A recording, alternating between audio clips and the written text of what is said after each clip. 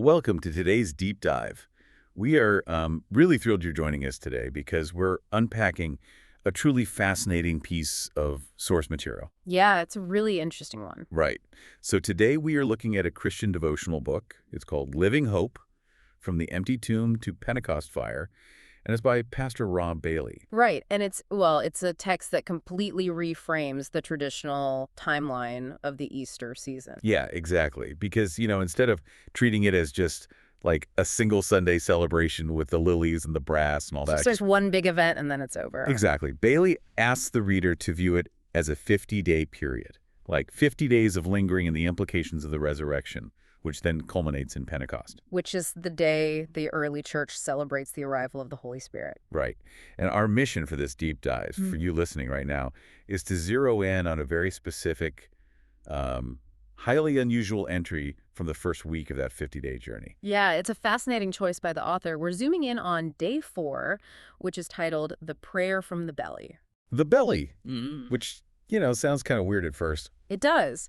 Because our goal today is to understand how the author takes this ancient, totally bizarre narrative about a man swallowed by a giant sea creature. Jonah, obviously. Right, Jonah. And how he maps that directly onto the core message of the Easter resurrection. Yeah, and more importantly, what that connection implies for anyone today who might be navigating an impossible situation. Exactly. So to really get our heads around this connection, I feel like we first need to talk about the physics of rescue.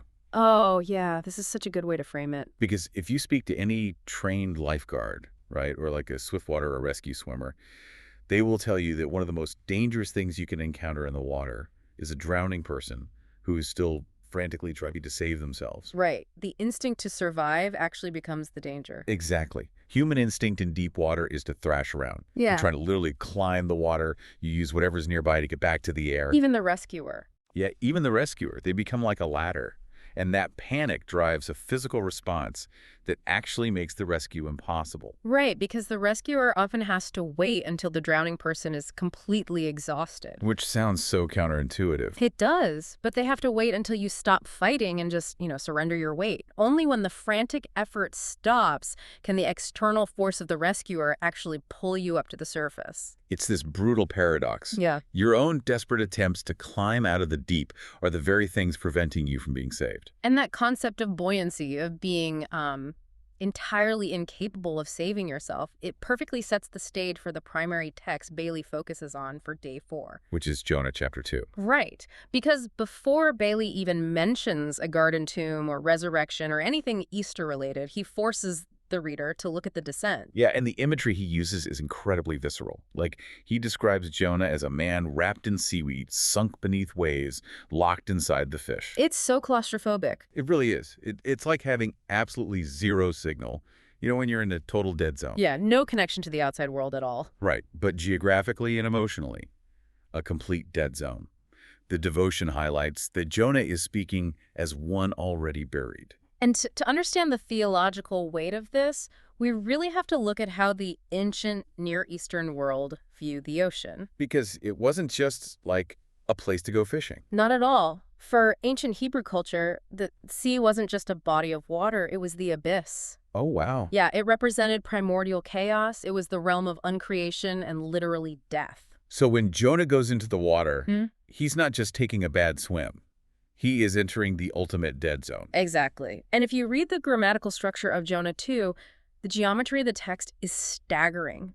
It is entirely downward. Yeah, Bailey points this out, right? Jonah goes down into the sea. Right, then deeper down to the roots of the mountains. And then finally down into what the text calls Sheol. Yes. And Sheol is this ancient concept of the underworld. It's the pit, the realm of shadows where the dead reside. Like the literal bottom. The absolute bottom. The sheer physical pressure being described here, the roots of the mountains where tectonic plates meet at the ocean floor, that's a weight that human biology cannot withstand. So Jonah is occupying a space where human agency has completely evaporated. There is no ladder. Right. There's no frantic swimming that can overcome miles of ocean pressure. But out of that total physical collapse, Bailey highlights a crucial pivot in the ancient text. Yeah, and this is the turning point. Every single downward line describing Jonah's descent is matched by what Bailey calls a greater truth. Which is that the Lord hears. The Lord hears, which is amazing because the text explicitly notes that Jonah is in a place where, quote, no prayer should still be rising. Exactly. And yet, this voice of faith somehow travels upward from the deepest, most crushing environment on earth. And this is where Bailey applies that theological concept of rescue we were talking about earlier. Right, because Jonah cannot climb back to God. The text is definitive about his physical and spatial limitations. He is stuck. Yeah. So the voice of faith reaches upward, but the rescue itself must be an external force reaching downward. Like the lifeguard. Exactly like the lifeguard. God reaches into the impossible depths and pulls his life up from the pit. It's an act of total divine intervention. Like your physical body might be entirely trapped, whether that's an ancient seafloor or, applying Bailey's logic to the modern reader. Right, everyday situations. Yeah, like a crushing medical diagnosis. Or an overwhelming financial collapse. Exactly, or a completely broken relationship. You might be in a place where you have zero capacity to fix the problem yourself. But Bailey's argument is that your voice can still reach a destination that your physical capability cannot. Right, which is incredibly comforting. Yeah. But Bailey doesn't just leave the text isolated in the Old Testament, does he? No, not at all. He uses this ancient descent into the chaotic waters as the foundational bridge to the Easter narrative. Which, okay, I have to say, Bailey has a serious literary puzzle to solve here. How so? Well, we're transitioning from the crushing pressure of the ancient sea to a quiet garden tomb in Jerusalem.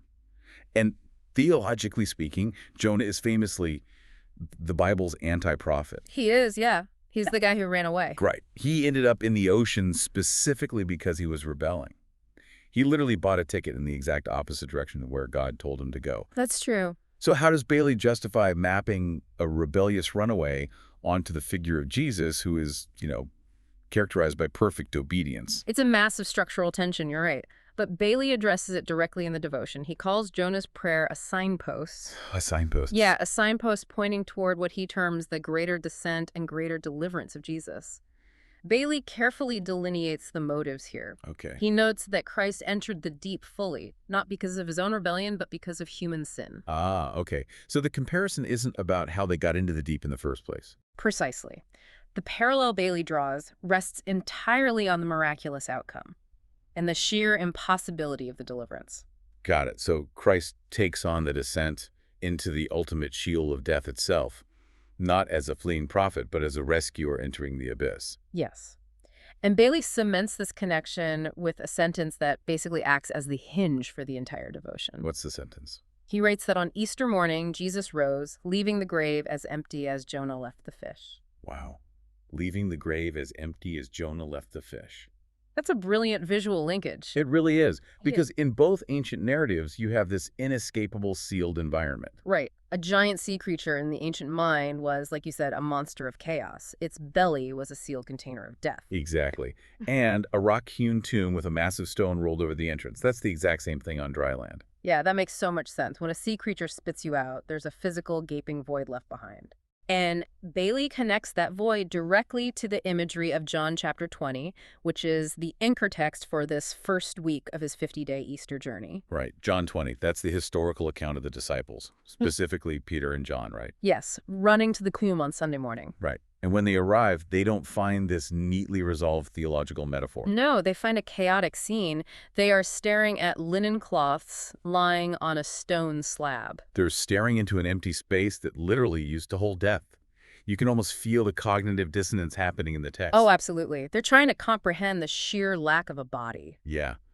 The physical evidence, the moved stone, the collapsed grave clothes, it's forcing their entire understanding of reality to crumble in real time. And think about it, drawing the theological parallel between Jonah and Jesus centuries later, that's straightforward for a modern author like Bailey. Sure, we have the benefit of hindsight. Exactly. But for the disciples actually standing in that rock-hewn room, they weren't contemplating ancient Hebrew poetry. Right. They were simply terrified human beings trying to process an impossible physical reality. And Bailey captures this psychological reality perfectly.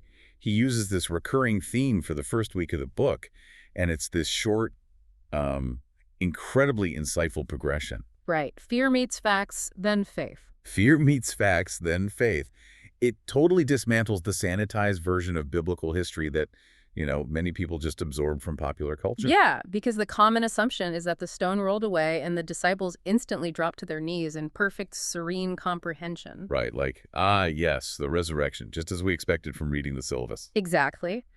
But Bailey points out that the reality was pure visceral shock. He writes that Jesus was risen before people are ready. Yeah, the disciples were actively grieving. They were hiding in fear for their own lives. So the empty tomb didn't instantly manufacture calm faith. It manufactured confusion. Right. First, their existing terror collides with the inexplicable physical facts. The empty grave clothes. Fear meets facts. And it is only slowly out of the wreckage of that collision that faith actually begins to form. Which is so much more relatable, honestly. And Bailey uses this psychological progression to drive home the overarching message of the book. He does. By pairing Jonah 2 with John 20, he teaches a fundamental concept about the nature of the divine. He states that God has always been the Lord of impossible depths. Lord of impossible depths. That phrase alone kind of shifts the resurrection from being just a purely historical claim to an active present-day mechanism. It really does. Bailey writes that no grave is too sealed and no darkness too thick. Wow. The author's central premise here is that the resurrection proves God actively operates in the exact spaces where human logic and physical reality dictate that a situation is definitively over. Like when the medical chart offers no more treatments. Yes. Or when the legal paperwork is finalized. Yes. When a relationship reaches a point of total, irreversible silence. A sealed tomb is humanity's universally agreed upon symbol for it is finished. Right. But Bailey's assertion is that this is precisely the environment where divine intervention begins. And he crystallizes this idea with perhaps the most striking sensory detail in the whole devotion. Bailey writes that the risen Christ is proof that the Lord still brings life out of places that smell like the end. Places that smell like the end. That line gave me chills, because grief and despair are rarely abstract concepts for the people actually experiencing them. No, they are intensely sensory. Right. Olfactory memory, our sense of smell, it's one of the most powerful triggers in the human brain. We all know what the end smells like. Yeah, we really do. It's the smell of antiseptic in a hospice room. It's the smell of cardboard boxes and packing tape when a family home is being emptied after a divorce. Exactly. It's the smell of exhaust and cold concrete when you're packing up your car after losing a job. It is the smell of finality. And Bailey makes the audacious claim that the divine brings life specifically out of those environments. Yeah. It's the core assertion of his 50-day Easter framework. The geography of despair does not get the final word. So if you're listening to this deep dive right now, and you find yourself residing in a space that smells heavily of the end, what is the practical application of this theology? Like, what do you do? Well, Bailey provides a very specific actionable takeaway at the conclusion of day 4. And thankfully, he doesn't prescribe some complex religious formula. Thank goodness. Right. He suggests that the reader simply pray one honest sentence from a deep place. Just one honest sentence. That's it. Not a polished theological essay, not an hour of forced meditation, just one honest sentence from the bottom of whatever pit you currently occupy. He invites the reader to trust the mechanism we saw in Jonah, right? That the God who heard a voice muffled by the ocean has not lost his hearing today. Exactly. Bailey even includes a brief prayer in the text, asking that the reader discover that the Lord still hears from the deepest place. It's a remarkable distillation of these massive, complex, ancient texts into a single, accessible action, which honestly brings us right back to the physics of rescue we discussed at the very beginning. It does, and this leaves us with a highly provocative thought to mull over as we wrap up. Okay, let's hear it. Throughout this deep dive, we've explored Bailey's assertion that Jonah was entirely incapable of climbing back up to the surface. God had to reach down. Right. In our modern lives, when we hit impossible depths, our immediate instinct is usually to thrash. We hustle, we strategize, we exhaust ourselves trying to construct a ladder out of our own sheer willpower. We fight the water. We fight the water. But if Bailey's premise holds true, if the greatest deliverances in life come not from our frantic efforts to climb, but from simply crying out from the bottom and yielding to an external rescue, Yeah. how might that change the way you view the impossible depths you are currently facing? What if your frantic climbing is the very thing getting in the way of the rescue? Wow. What if surrender, just, letting go of the illusion that you can save yourself and allowing your voice to do the reaching, is the actual path to dry land? It's a paradigm shift. It fundamentally rewrites how we experience helplessness. You could be at the roots of the mountains, you could be staring into a void that used to hold your future, you could be in a place that smells entirely like the end. But according to Bailey's reading of these ancient texts, your voice still carries. The overarching message is clear. The connection remains unbroken, regardless of the depth. I love that. Well, thank you so much for joining us for this deep dive into Rob Bailey's Living Hope. It's been great. We hope this exploration of impossible depths, ancient signposts, and the physics of rescue has offered you a new lens through which to view your own challenges. We encourage you to keep questioning, keep analyzing, and keep exploring the fascinating ideas that shape our world. We'll see you next time.